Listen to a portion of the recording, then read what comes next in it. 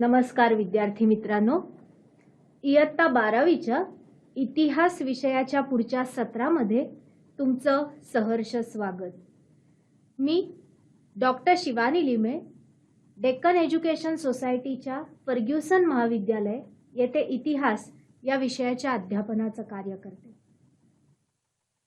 विद्यार्थी मित्रांनो, आपण या आधीच्या सत्रांमध्ये वसाहतीकरणाची प्रक्रिया आणि निर्वसाहतीकरणाची प्रक्रिया हे साकल्याने अभ्यासले।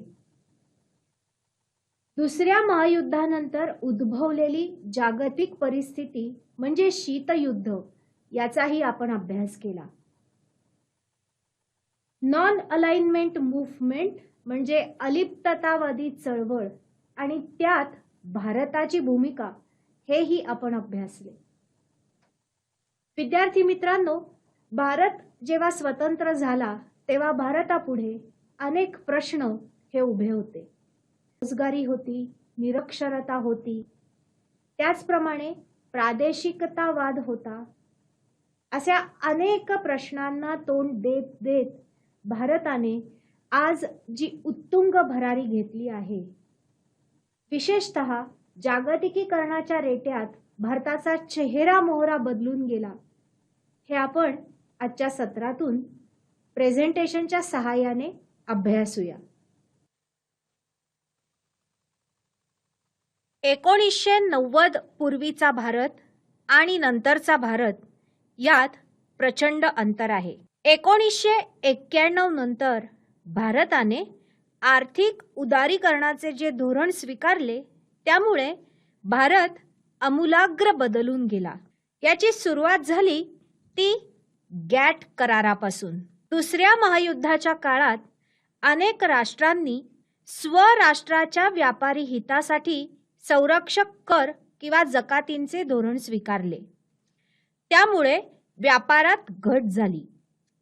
या समस्येवर विचार विनिमय करण्यासाठी क्युबा येथे 56 राष्ट्रांची बैठक झाली। या बैठकीत आंतरराष्ट्रीय व्यापाराशी संबंधित समस्या सोडवण्यासाठी एक कायमस्वरूपी आंतरराष्ट्रीय व्यापारी संघटना स्थापन करण्याचे निश्चित झाले। 1947च्या जिनिव्हा परिषदेत जो करार झाला तो गॅट म्हणून ओळखला जातो। हा करार म्हणजे जगातील पहिला बहुदेशीय व्यापारी करार होय। या करारानुसार उत्पादन आणि विनिमय या मार्गांद्वारे आर्थिक विकास घडवून आणणे, परममित्र राष्ट्रोचित व्यवहार म्हणजे मोस्ट फेवर्ड नेशन्स ट्रीटमेंट या गोष्टींना प्राधान्य देण्यात आले। गॅट करारानुसार दरवर्षी जिनिव्हा येथे या संघटनेचे अधिवेशन भरत असे। या अधिवेशनात सभासद देशांचे प्रतिनिधी उपस्थित राहत। प्रत्येक देशाला एक मत होते। आंतरराष्ट्रीय व्यापारातील अडीअडचणींविषयी या अधिवेशनात चर्चा होऊन निर्णय घेतले जायचे। गॅटचे रूपांतर पुढे जागतिक व्यापार संघटनेत झाले। जागतिक व्यापार संघटना किंवा वर्ल्ड ट्रेड ऑर्गनायझेशन संपूर्ण जग व्यापारासाठी खुले करणे या प्राथमिक उद्देशाने 1 जानेवारी 1995 रोजी जगातील 123 राष्ट्रांनी एक संघटना स्थापन केली। ही संघटना म्हणजे जागतिक व्यापारी संघटना होय। भारताने जागतिक व्यापार संघटनेचे सभासदत्व स्वीकारले।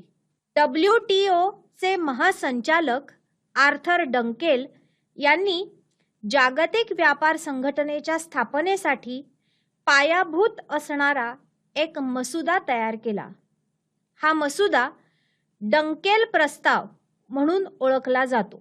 सरकारी जकात आणि अन्य निर्बंधांपासून मुक्त व्यापार हा या मसुद्याचा गाभा होता। यालाच उदारीकरण असे म्हणतात। सहभागी सदस्य राष्ट्रांनी एक नियमावली सर्वानुमते स्वीकारून आंतरराष्ट्रीय व्यापारास चालना देण्याचे सूत्र मान्य केले। सुरुवातीला अनुदानं, आयात निर्यात, परकीय गुंतवणूक, संरक्षित क्षेत्र, शेती, तंत्रज्ञान आणि सेवा क्षेत्र या विषयीच्या तरतुदी करण्यात आल्या. भारताने सदस्यत्व स्वीकारल्यानंतर आर्थिक प्रगतीवर भर दिला. या संदर्भात तत्कालीन प्रधानमंत्री पी.व्ही. नरसिंह राव आणि त्यांचे अर्थमंत्री मनमोहन सिंग यांचे योगदान अतिशय मोलाचे होते. हे धोरण आणखी पुढे नेण्याचे कार्य प्रधानमंत्री अटल बिहारी वाजपेयी आणि त्यांच्या नंतरचे प्रधानमंत्री मनमोहन सिंग यांनी केले. WTOच्या 2006 मध्ये प्रसिद्ध झालेल्या अहवालात भारताच्या वाढणाऱ्या आर्थिक विकास दराची नोंद विशेषत्वाने घेतली आहे. परकीय थेट गुंतवणुकीत वाढ, दारिद्र्य रेषेखालील लोकांच्या प्रमाणात झालेली घट, बालमृत्यूंच्या संख्येत घट, साक्षरता, पिण्याचे पाणी, सांडपाणी व्यवस्थापन या संदर्भातील सोयी सुविधांची वाढती उपलब्धता या गोष्टींची नोंद या अहवालात आहे. आयात निर्यात निर्बंध हटवणे, बौद्धिक मालमत्तेच्या अधिकारांबाबत सुधारणा, पेटंटच्या कायद्यात सुधारणा या मार्गांद्वारे भारताने जागतिक अर्थकारणात स्वतःला जोडून घेतले आहे. विविध क्षेत्रातील बदल आता आपण अभ्यासणार आहोत. देश बदलतोय हे ओळखायचं कसं, तर त्याची काही सूचक चिन्हे म्हणजे इंडिकेटर्स असतात. शहरी भागा इतकाच ग्रामीण भागही बदलतोय का? आपल्या आजूबाजूचे रस्ते बदलत आहेत का? वाहतूक व्यवस्थेत सुधार होतो आहे का? संपर्क यंत्रणा बदलत चालली आहे का? संरक्षण व्यवस्था युद्ध तयारीच्या आणि संरक्षणाच्या आधुनिकीकरणाला प्राधान्य देते का? नागरिकांना त्यांचे अधिकार योग्य पद्धतीने वापरता येतात का? यापैकी बहुतांशी प्रश्नांची उत्तरे सकारात्मक असतील तर बदल घडत आहे असे नक्की समजावे. चला तर विविध क्षेत्रात भारतात काय काय बदल घडून आले हे जाणून घेऊ. सर्वप्रथम जाणून घेऊ ग्रामीण क्षेत्रातील बदल. जागतिकीकरणाच्या रेट्यात ग्रामीण भागाकडे दुर्लक्ष होऊ नये. शहरे आणि ग्रामीण भाग यात विकासाचा असमतोल निर्माण होऊ नये म्हणून ग्रामीण विकासाच्या अनेक योजना सुरू करण्यात आल्या आहेत. या योजना सुरू करताना पूर्वीच्या काही योजनांचा आढावा घेऊन त्या योजनांना नव्या योजनांची जोड देण्यात आली आहे. काही जुन्या योजना नव्या योजनात विलीन करण्यात आल्या आहेत. वाढत्या लोकसंख्येसाठी रोजगार निर्माण करणे हे सरकारपुढचे एक मोठे आव्हान आहे. सरकारने यासाठी ज्या उपाययोजना केल्या त्याची आपण थोडक्यात माहिती घेऊ. प्रधानमंत्री रोजगार योजना. सुशिक्षित तरुणांना रोजगार उपलब्ध करून देण्याच्या उद्देशाने वाणिज्य आणि उद्योग मंत्रालयाने 2 ऑक्टोबर 1993 रोजी ही योजना सुरू केली. या योजनेत शहरी आणि ग्रामीण तरुणांना रोजगार आणि उद्योगाच्या संधी उपलब्ध करून देण्यात आल्या. महात्मा गांधीजींच्या जन्मदिवसाचा मुहूर्त साधून प्रधानमंत्री रोजगार योजना आणि रोजगार हमी योजना सुरू झाल्या. रोजगार हमी योजनेत कृषी क्षेत्रातील बेरोजगारांना रोजगाराची हमी देण्यात आली. शेतीचे काम नसेल त्या दिवसात मागेल त्याला काम देणे हा या योजनेचा उद्देश होता. सुरुवातीला 257 जिल्ह्यात ही योजना सुरू झाली. दारिद्र्य रेषेखालील प्रत्येक गरजू कुटुंबातील 2 तरुणांना 100 दिवस रोजगार उपलब्ध करून देण्याचे उद्दिष्ट ठरवण्यात आले. 1998 मध्ये शेतकऱ्यांना अडीअडचणीच्या वेळी आधार मिळावा म्हणून किसान क्रेडिट कार्ड योजना सुरू झाली. पुढे कार्डधारक शेतकऱ्यांसाठी अपघात विमा योजना सुरू झाली. सुवर्ण जयंती ग्रामीण स्वयंरोजगार योजना. 1999 मध्ये ही योजना सुरू करण्यात आली. एकात्मिक ग्रामीण विकास योजना स्वयंरोजगारासाठी ग्रामीण युवकांकरता प्रशिक्षण कार्यक्रम, ग्रामीण महिला व बालविकास कार्यक्रम, ग्रामीण कारागिरांना आधुनिक अवजारांच्या वाटपाचा कार्यक्रम, गंगा कल्याण योजना, 10 लाख विहिरी खोदण्याची योजना, अशा सर्व योजना एकत्र करण्यात येऊन वरील योजना सुरू करण्यात आली. जवाहर ग्राम समृद्धी योजना 1999 मध्ये ग्रामीण भारतातील बेरोजगार स्त्री पुरुषांना पुरेसा रोजगार देण्यासाठी ही योजना सुरू करण्यात आली. 2001 मध्ये ही योजना संपूर्ण ग्रामीण रोजगार योजनेत विलीन करण्यात आली.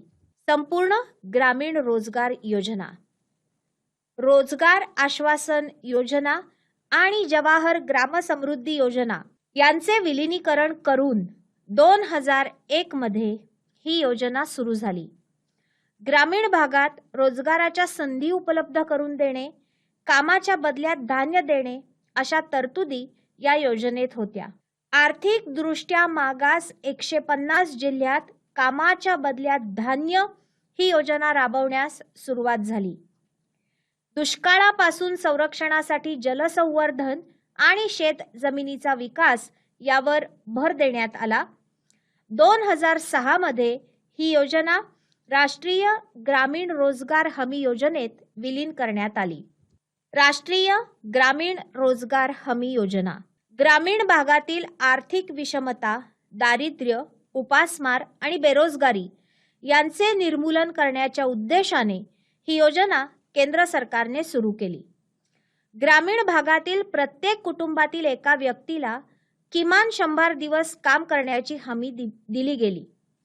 2008 पर्यंत सुमारे 350 जिल्ह्यात ही योजना सुरू झाली. कृषी व पशुधन बदलत्या भारताबरोबरच कृषी क्षेत्रही बदलत आहे. 2011च्या जनगणनेनुसार भारतातील एकूण लोकसंख्येपैकी 54% आसपास लोकसंख्या कृषी आणि कृषी संबंधित क्षेत्राशी निगडित आहे. मृदा स्वास्थ्य कार्ड योजनेद्वारे जमिनीची सुपीकता वाढवावी, उत्पादन वाढवावे हे उद्दिष्ट आहे. प्रधानमंत्री कृषी सिंचन योजनेअंतर्गत कृषीसाठी पाण्याची उपलब्धता करून देणे, सिंचनाच्या सोयी उपलब्ध करून देणे याला प्राधान्य आहे. कृषी विकास योजनेअंतर्गत सेंद्रिय शेती आणि शेतकऱ्यांचे उत्पन्न वाढविणे हा उद्देश आहे. प्रधानमंत्री पीक विमा योजनेअंतर्गत शेतकऱ्यांचे कल्याण साधण्याचा प्रयत्न करण्यात येत आहे. पशुपालन, डेअरी, मत्स्य विभाग, कृषी संशोधन आणि शिक्षण यावर भर आहे. कृषी, सहकार आणि शेतकरी कल्याण असा हा त्रिसूत्री कार्यक्रम आहे. 2007 मध्ये शेतकऱ्यांसाठी एक राष्ट्रीय धोरण आखण्यात आले. कृषीसाठी ज्या विविध योजना करण्यात आल्या त्यांचे दृश्य परिणाम हळूहळू दिसू लागले. पीक विमा योजनेंतर्गत नैसर्गिक संकटे, कीटकनाशके, आजारपण, प्रतिकूल हवामान यामुळे पीक नष्ट झाल्यास शेतकऱ्याला नुकसान भरपाई देण्याची सोय झाली. भारतीय कृषी संशोधन परिषदेच्या माध्यमातून कृषी विज्ञान केंद्रांना प्रोत्साहन देण्यात येते. कृषी विषयक प्रदर्शनांच्या माध्यमातून शेतकऱ्यांपर्यंत नवे तंत्रज्ञान, नवे प्रयोग, देशी वाणाची बीजे, देशी गोवंश हे पोचविले जाते. शेळी या पाळीव प्राण्यासंदर्भात अखिल भारतीय पातळीवर संशोधन करण्यात आले. आदिवासी पांड्यात लोकांचे जीवनमान सुधारण्यासाठी शेळी या पाळीव प्राण्याच्या संगोपनावर लक्ष केंद्रित करण्यात येत आहे. ग्रामीण भागात कुक्कुट पालनावर विशेष भर दिला गेला. अशा विविध प्रयत्नातून भारत पशुपालन, दुग्ध उत्पादन, डेअरी विकास, मत्स्यपालन, पशुधन उत्पादन, अंडी, लोकर उत्पादन, मांसोत्पादन अशा विविध क्षेत्रात प्रगती करत आहे. प्रधानमंत्री ग्राम सडक योजना 2000 मध्ये ग्रामीण भागाच्या विकासात पक्क्या रस्त्यांचे महत्त्व जाणून केंद्र सरकारने प्रधानमंत्री ग्राम सडक योजना सुरू केली. सुरुवातीला 1000 पर्यंत लोकसंख्या असणारी गावे पक्क्या रस्त्यांनी जोडण्याचे काम सुरू झाले. 2001 मध्ये ही योजना प्रधानमंत्री ग्रामोदय योजनेत समाविष्ट करण्यात आली. 2005 पर्यंत सुमारे 75,000 किलोमीटर लांबीचे रस्ते या योजनेअंतर्गत बांधण्यात आले. देशाच्या आर्थिक प्रगतीचा लाभ ग्रामीण भागातील लोकांना विशेषत्वाने होऊन त्यांचे जीवन बदलून जावे, हा या योजनेचा उद्देश होता. आरोग्य, शिक्षण, पिण्याचे पाणी, घरे, रस्ते, वीज या सुविधांचा विकास करण्यासाठी ही योजना अंमलात आणली गेली. विद्यार्थी मित्रांनो, ग्रामीण विकास योजनांबरोबरच भारत सरकार नागरी विकासाच्या योजना राबवते, त्यांची आपण माहिती घेऊ. जवाहरलाल नेहरू नागरी राष्ट्रीय पुनरुत्थान मिशन ही शहरांचा चेहरामोहरा बदलणारी योजना 2005 मध्ये सुरू झाली. या योजनेतून देशातील प्रमुख रस्ते, सार्वजनिक वाहतूक, पाणी पुरवठा, सांडपाणी व मलनिस्सारण व्यवस्था, गरीब वस्ती विकास सुधारणा अशा विविध कार्यक्रमांना चालना देण्यात आली. सुवर्ण चतुष्कोण योजना 1998 मध्ये केंद्र सरकारने दिल्ली, मुंबई, चेन्नई, कोलकाता या 4 शहरांना जोडणाऱ्या महामार्ग योजनेची घोषणा केली. राष्ट्रीय महामार्ग प्राधिकरणाच्या माध्यमातून ही योजना राबविण्याचे ठरले. देशाच्या 4ही भागांना जोडणारे 2 महामार्ग विकसित करणे, देशातील महत्त्वाच्या बंदरांपर्यंत जलद वाहतुकीच्या सोयी करणे इत्यादी कामांचा वरील योजनेत समावेश होता. जानेवारी 2008 पर्यंत एकूण 7,300 किलोमीटर लांबीच्या महामार्गांचे जवळपास 1/4 काम पूर्ण होऊन या योजनेने गती घेतली आहे. मेट्रो रेल्वे 2002 मध्ये दिल्ली शहरात मेट्रो रेल्वे सुरू झाली.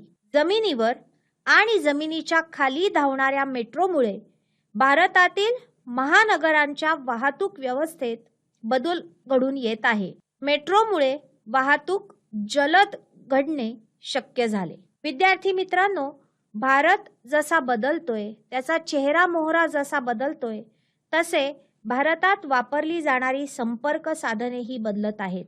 आपण याविषयी आता माहिती घेऊ. सर्वप्रथम माहिती घेऊ टपाल खात्यातील बदलातील. इसवी सन 1766 मध्ये ब्रिटिशांनी भारतात टपाल खाते सुरू केले. त्याला आता 2.5 शतके उलटून घेतले आहेत. एकेकाळी फक्त पत्रांची देवाणघेवाण करणाऱ्या या पोस्टाने 21व्या शतकात काट टाकली आहे. पोस्टाने आर्थिक क्षेत्रात पदार्पण केले आहे. पोस्टाच्या वतीने बचत खाते, मुदत ठेवी, सार्वजनिक भविष्य निर्वाह निधी म्हणजे PPF, किसान विकास पत्र, सुकन्या समृद्धी खाते अशा अनेक योजना राबवल्या जातात. ऑगस्ट 2018 पर्यंत 23,557 पोस्ट ऑफिसेसचे रूपांतर कोर बँकिंग सोल्युशन मध्ये करण्यात आले आहे. ऑटोमेटेड टेलर मशीन म्हणजे ATM सुरू करण्यात आली आहेत. युनिट ट्रस्ट ऑफ इंडियाची म्युच्युअल फंड संबंधित उत्पादने पोस्ट ऑफिसमध्ये उपलब्ध करून देण्यात आली आहेत. परदेशातून भारतात एखाद्या व्यक्तीला पैसे पाठवण्याच्या यंत्रणेत पोस्ट खाते महत्त्वाची भूमिका बजावत आहे. स्पीड पोस्ट या सेवेने पोस्टाचा चेहरा बदलला आहे. 1986 मध्ये सुरू झालेल्या या सेवेने दर महिन्याला सुमारे 3 कोटीपेक्षा अधिक पत्रे वा पार्सल पाठवली जातात. या माध्यमातून पत्र वा पार्सल पाठवणाऱ्या व्यक्तीच्या मोबाईलवर ते पोचल्याचा SMS येतो. त्यामुळे पोस्टाची सेवा अधिक विश्वसनीय आणि गतिमान झाली आहे. या जोडीला पासपोर्ट सुविधा उपलब्धी, व्यावसायिक parcel, cash on delivery, logistics, post, हवाई माल वाहतूक याही क्षेत्रात पोस्टाने गती घेतली आहे आणि पोस्टाचा व्यवसाय वाढला आहे.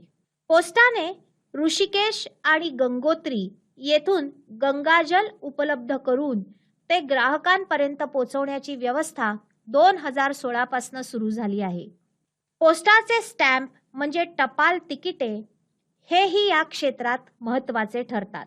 स्वतःचे छायाचित्र वापरून स्टॅम्प तयार करणे, नवीन तिकिटे विक्रीसाठी उपलब्ध करून देणे, तिकीट संग्राहकांसाठी विशेष योजना राबवणे यासाठी 80 पोस्ट ऑफिसमधून पोस्ट शॉप ही योजना सुरू करण्यात आली. टपाल तिकीट संग्राहक यांच्याकडे टपाल खाते लक्ष देते. टपाल तिकिटे गोळा करणे हा आंतरराष्ट्रीय पातळीवरील मोठा छंद आहे. या संदर्भात Rafi Ahmed Kidwai national postal academy Ghaziabad येथे स्थापन करण्यात आली. तिकीट संग्राहकांसाठी कमी संख्येत उत्कृष्ट कलात्मक दृष्टीची तिकिटे छापली जातात. एप्रिल 17 ते मार्च 18 या वर्षात पोस्ट विभागाने विविध विषयांशी संबंधित 50 तिकिटे छापली. यात मेघालयातील गुंफा, दुर्मिळ पक्षी, रामायण, महाभारत, भारतीय खाद्यपदार्थ, घरटी, कलात्मक विहिरी उदाहरणार्थ गुजरातमधील राणी की बाव, हातपंखे, सूर्यमाला, पगडी, गांधी टोपी, पुणेरी टोपी अशी भारतातील शिरोभूषणे, चंपारण्य सत्याग्रहाची शताब्दी अशा अनेक विषयांचा समावेश आहे. वेगवेगळ्या 40 देशात भारतीय दूतावासाच्या माध्यमातून रामायणासंदर्भातील तिकिटे प्रकाशित करण्यात आली आहेत. भारत जसा विविध क्षेत्रात बदलला तसा अर्थक्षेत्रातही बदलला. अर्थक्षेत्रात अभूतपूर्व घडामोडी घडून आल्या.